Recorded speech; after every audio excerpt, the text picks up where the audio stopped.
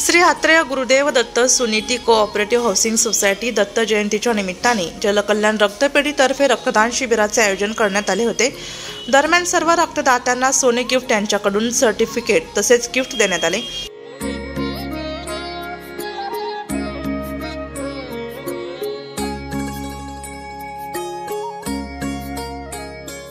या प्रसंगी भक्ती चरणदासजी महाराज, माजी नगरसेवक गजानन शेलार, माजी नगरसेवक शाहू महाराज खैरे, वैशालीताई भोसले, नगरसेविका वत्सलाताई खैरे, बाळासाहेब भोसले उपस्थित होते।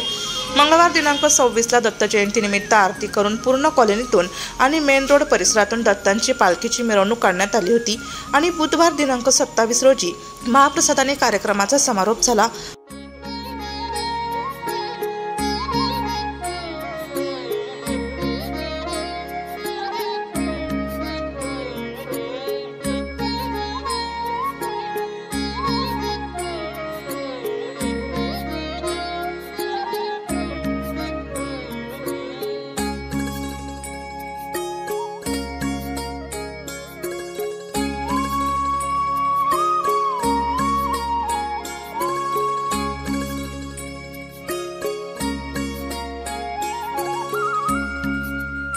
नमस्कार, मी अजय अग्रवाल, श्री आत्रेय गुरुदेव दत्त मंदिराचा खजिनदार। दरवर्षी आम्ही आमच्या इथे दत्त जयंतीचा उत्सव खूप मोठ्या प्रमाणात साजरा करतो। सालाबाद 1992 पासून आमच्या इथे दत्त मंदिर आहे। हे 33वे वर्ष आहे। दरवर्षी आमच्या इथे पुणे विद्यार्थी वसतिगृहाचे विद्यार्थी आणि कैलास मठातले ब्रह्मवृंद हे आमच्या इथे प्रसादाला येतात। त्याच्यानंतर ते त्या प्रसादाची सुरुवात होते। जनकल्याण रक्तपेढीतर्फे आम्ही रक्तदान शिबिराचं आयोजन सुद्धा करतो आणि यावर्षी डॉक्टर पराग पटणे यांचं आरोग्य शिबिर पण ठेवलेलं आहे। आणि यावर्षी आम्ही शंकर महाराजांच्या भजनाचा कार्यक्रम पण ठेवला होता।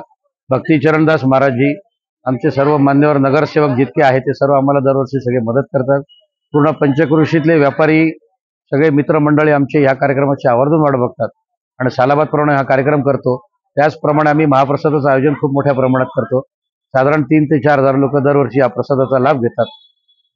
सर्व सभासदांना हीच विनंती आहे किंवा सर्व भक्तांना ही विनंती आहे की त्यांनी आत्रेय गुरुदेव दत्त मंदिराला अवश्य भेट द्यावी।